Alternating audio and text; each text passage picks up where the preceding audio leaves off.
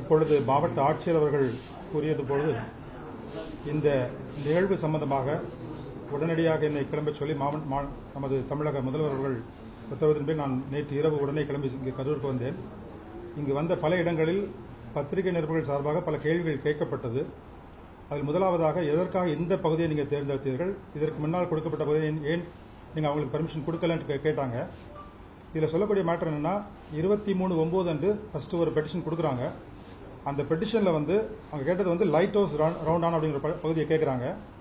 அந்த light house ரவுண்டானா ஒரு high risk place. Actually நீங்கள் பார்த்தீங்கன்னா அந்த ரவுண்டானா போய் பார்த்தீங்கன்னா உங்களுக்கு தெரியும், ஒரு பக்கம் ஒரு பெரிய பெட்ரோல் பங்க் இருக்குது, அடுத்த பக்கம் ரைட் சைடில் நீங்கள் பார்த்தீங்கன்னா நம்ம அமராவதி ரிவர் இருக்குது, பெரிய பிரிட்ஜ் போகுது. ஸோ அந்த இடத்துல இந்த மாதிரி ஒரு டென்ஸ் க்ரௌடை போய் நம்ம அதில் போய் பேக் பண்ணி அது கண்டக்ட் பண்ணுறது ஒரு மிக கஷ்டமான ஒரு சூழ்நிலை. அதை பார்த்த உடனே ஒரு ரிஜெக்ஷன் ப்ரொசீஜர் தயார் பண்ணிட்டாங்க காவல் நிலையத்தில். அது கொடுக்கும் பொழுது அவங்க ரொம்ப இன்சிஸ்ட் பண்ணி அடுத்தது கேட்டது, அடுத்த நாள் அவங்க கேட்டது பொண்ணுங்களுக்கு அந்த ரவுண்டானில் கொடுங்க, இல்லைனா உழவர் சந்தை அதில் கொடுங்கன்னு சொல்லி கேட்டுக்கிறாங்க. அந்த உழவர் சந்தை மைதானம் அந்த இடமும் கொஞ்சம் குறுகலான இடம். அதுலேயும் இது மாதிரி ஒரு டென்ஸ் க்ரௌடை நம்ம பேக் பண்ணி வச்சு நம்ம கண்டக்ட் பண்ணது மிகவும் கடினம். அப்போ சொல்லும்போது தான் இப்போது ஒரு கட்சியில் சார்பாக இப்போ இந்த வேலாயுதபுரத்தில் கண்டக்ட் பண்ணும்போது சுமார் ஒரு 12,000 to 15,000 பேர் நடத்திருக்காங்க. அது ஒரு அப்ரூவ்ட் பிளேஸ். அந்த பிளேஸ்ல நீங்க நடத்திக்கலாம்னு சொல்லி காவல்துறை சஜஷன் கொடுத்துருக்காங்க. அதை முதல்ல அவங்க வேண்டாம்னு சொல்லிட்டு அப்புறம் அவங்களே அப்ரூவ் பண்ணி அவங்களே பெட்டிஷன் அவங்களே கொடுத்து அதை 26 அன்றைக்கு அந்த பெட்டிஷன் கொடுத்து அவங்களே அன்றைக்கி ஆர்டர் வாங்கிடுறாங்க. ஸோ இதை பொறுத்த வரைக்கும் இது நம்ம தமிழக வெற்றி கழகம் அந்த மெம்பர்ஸ் யார் பெட்டிஷன் கொடுத்தாங்களோ அவங்கள்ட்ட பேசி அவங்கள்ட்ட சொன்னதுக்கு அப்புறம் தான் நம்ம அப்ரூவல் கொடுத்து அந்த பர்மிஷன் நம்ம கொடுத்தோம். அடுத்ததாக பலர் கேட்டது காவல்துறையின் எண்ணிக்கை நீங்க ரொம்ப மிக குறைவாக போட்டிக்கலாம்னு சொல்லி கேட்டாங்க. அதாவது பொதுவாகவே நம்ம ஒரு கிரௌடு நம்ம அசஸ் பண்றோம்னா அது நாங்கள் ஒரு ஸ்கேல் எடுப்போம். அதாவது ஒரு லூஸ் கிரௌட்னா அந்த இடத்துல ஒரு 10 ஸ்கொயர் ஃபீட்ல ஒரு ஆள் நிக்கலாம். அடுத்து ஒரு ஸ்டாண்டிங் கிரௌட்னா ஒரு 6 to 7 ஸ்கொயர் ஃபீட்ல ஒரு ஆள் நிக்கலாம். ஒரு டென்ஸ் கிரௌட் அதெல்லாம் ஒரு 4.5 to 5 ஸ்கொயர் ஃபீட்ல ஒரு ஆள் நிக்கலாம். ஸோ இது நம்ம கால்குலேட் பண்ணி பார்க்கும் பொழுது அதே மாதிரி அந்த கிரௌடுடைய கேரக்டர் ஒரு low risk, moderate, high risk, இது மாதிரி பல கேட்டகரிஸ் இருக்குது. பொதுவாகவே ஒரு லோ ரிஸ்க் கிரௌடுன்னா ஒரு போலீஸ்மேன் ஃபார் 250 to 300 பீப்புள், அதான் லோ ரிஸ்க் கொடுக்கக்கூடிய பந்தோபஸ்து. அடுத்ததாக மாடரேட் ஸ்கேல் இருந்ததுன்னா 1 policeman for 100 to 150 people. High ரிஸ்க்னா 1 போலீஸ்மேன் ஃபார் 50 பீப்புள். இங்க 27ஆம் தேதி நடந்த நிகழ்வுக்கு அவங்க கொடுத்த பந்தோபஸ்த் 500 காவல் அதிகாரிகள், மாவட்ட காவல்துறை கண்காணிப்பாளர் மற்றும் 3 ADSPs, 4 DSPs, 17 inspectors, 58 sub inspectors, மீண்டும் எல்லாம் சேர்த்து மொத்தமாக 500 போல ஒரு ஸ்ட்ரென்த் கொடுத்துருக்காங்க. இந்த ஐஜி சென்ட்ரல் ஜோன் இங்க தான் கேம்ப் பண்ணிட்டு இருக்காங்க. அன்னைக்கு ஐஜி சென்ட்ரல் ஜோன் இங்க கேம்ப் பண்ணி ஃபுல்லா மானிட்டர் பண்ணி வாட்ச் பண்ணிட்டு இருக்காங்க பட்டேல கம்ப்ளீட்டா. அடுத்ததாக இதுவரைக்கும் தமிழக வெற்றி கழகம் சார்பாக அவங்க நடத்திய மற்ற பகுதிகளில் உள்ள போலீஸ் டிப்ளாய்மெண்ட் அதை உங்களுக்கு சொல்றேன். இந்த திருப்பி கேட்கறதுனால சொல்றேன். திருச்சி மாநகரத்தில் முதல்ல நடக்கும் பொழுது அங்க கொடுத்திருந்த போலீஸ் பாதுகாப்பு கொடுத்த காவலர்கள் எண்ணிக்கை 650. காரணம் ஒரு மாநகரம் பிளஸ் ஏர்போர்ட் கவர் பண்ண வேண்டிய ஒரு சூழ்நிலை அங்க இருந்தது. அதனால அங்க போடுறது 650. அடுத்ததாக அரியலூர் மாவட்டத்தில் மற்றும் கொடுத்த காவலர்களுடைய எண்ணிக்கை 287, பெரம்பலூர் மாவட்டத்தில் 480, நாகப்பட்டினம் மாவட்டம் 410, திருவாரூர் 413, நாமக்கல் 279, கரூர் 500. நாமக்கல்ல கூட இதே மாதிரி ஹீட் ஸ்ட்ரோக் ஆகி சுமார் 34 பேர் ஹாஸ்பிட்டலைஸ் ஆனாங்க.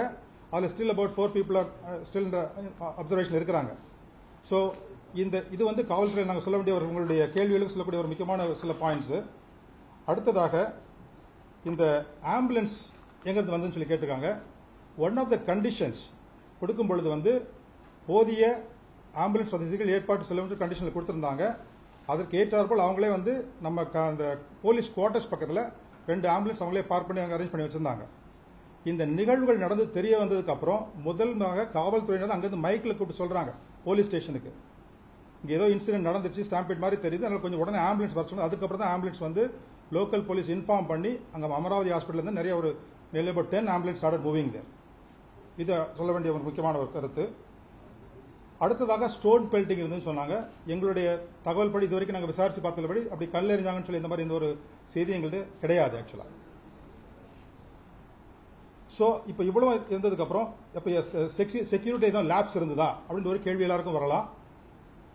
இப்போ தலைவர் வந்து அங்கே தமிழக வெற்றி கழக தலைவர் வந்து தவுட்டுப்பாளையத்திலிருந்து நம்ம கரூரில் அந்த ஜங்ஷன், இந்த ரவுண்டான ஜங்ஷன் வர வரைக்கும் இட் டுக் 2 hours. இது வந்து யூஸ்வலாக நம்ம ஒரு 30 minutes கவர் பண்ணக்கூடிய டிஸ்டன்ஸ், பட் 2 hours ஆச்சுது. ஏற்கனவே நாமக்கல் அவங்க பண்ண வேண்டிய அந்த பிரச்சாரமும் லேட்டாக ஆரம்பிச்சு அது 4 hours ஆச்சுது. 12 o'clockலேருந்து 4 o'clock ஆச்சுது. அங்கே அதனால காத்திருந்த மக்கள் எல்லாருக்குமே ஹீட் ஸ்ட்ரோக் ஆகி அதனால அவங்க ஹாஸ்பிட்டல் போக வேண்டிய நிலைமை நாமக்கல்லே நடந்தது. சப்சிக்வெண்டாக அவங்க திருப்பி அங்கேருந்து கிளம்பி வரும்போது 4:15 போல் அங்கேருந்து கிளம்பியிருக்காங்க. நாமக்கல் இருந்து கிளம்பி அந்த தவுட்டுப்பாளையருந்து கிளம்பும் பொழுது நம்மளுக்கு அந்த ரவுண்டான பக்கத்தில் வரும்போது அந்த ஜங்ஷன், அந்த ஃபிளைஓவர் ஜங்ஷனில் வரும்போது ஆல்மோஸ்ட் 6 o'clock டைம் ஆயிடுச்சு.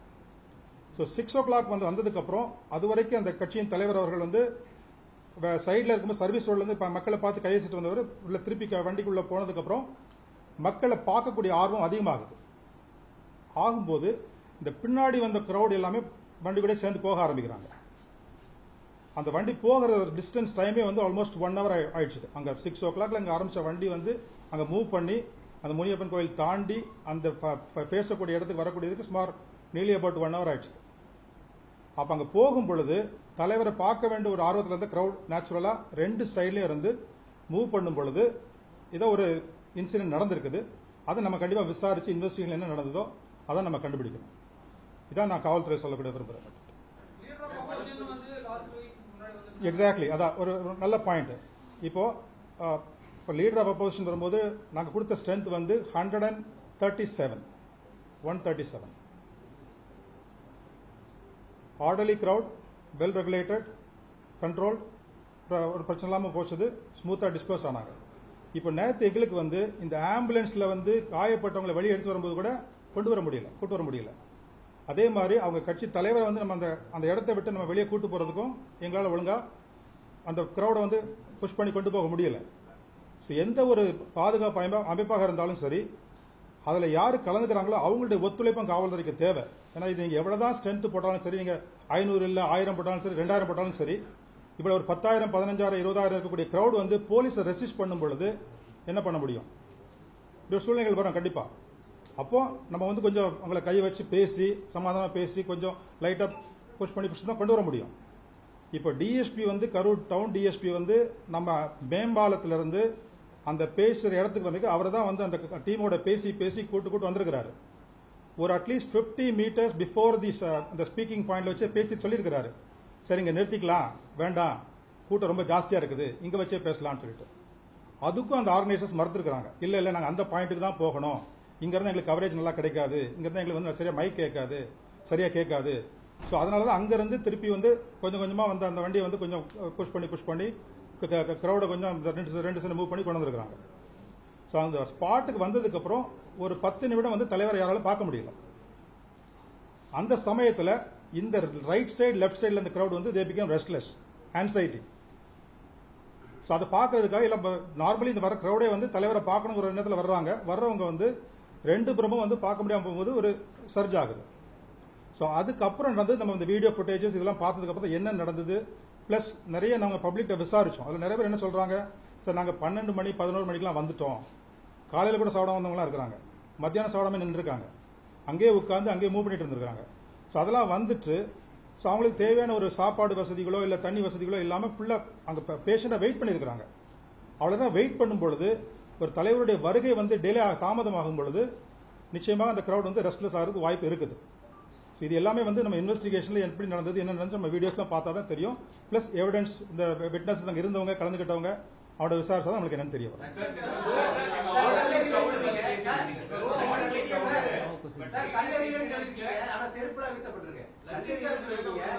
அது ஒன்று இல்ல, சரி இது நான் அதிகமா பதில் சொல்ல நான் விரும்பல. நான் இது வரைக்கும் விசாரிச்ச தகவல் உங்கள்கிட்ட ஷேர் பண்ணிட்டேன்.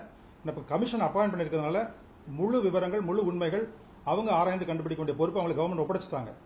அதுக்கு மேல வந்து நாங்க வந்து சொல்றது சரியா இருக்காது. ஏன்னா வந்து இப்ப காவல்துறையை நீங்க விமர்சனம் பண்ணிட்டு இருக்கிற சமயத்தில் வந்து நாங்க சொல்றது சரியா இருக்காது. என்ன ஒன்று தவறான பொய்யான செய்திகள், ஃபால்ஸ் நியூஸ், ப்ரொபகண்டா, இது வந்து சமுதாயத்தில் ஸ்டேட்டுக்குள்ள ஒரு தவறான ஒரு ஒரு எண்ணங்களை இது உருவாக்கும்.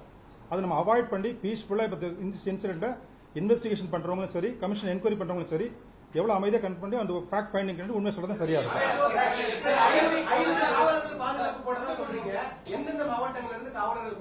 அரியலூர், புதுக்கோட்டை பிளஸ் இங்க கரூர் டிஸ்ட்ரிக்ட் இல்ல இருந்தாங்க. ஐஜி இருந்தாரு. 10,000 பேர் தான் அவங்க எழுதி கொடுத்திருந்தாலும் நம்ம இன்டெலிஜென்ஸ் மூலமா முன்னாடியே கிட்டத்தட்ட 50,000 அது சொல்லல. அதாவது ஒரு சரி நான் கேக்குறேன் நீங்க 20,000 crowd வந்தா கூட ஒரு policeman is equal to 40 people. நாங்க எவ்வளவு போட்டிருந்தோம்? ஒரு போலீஸ்மேன் ஈக்குவல் 20 people போட்டிருந்தோம்.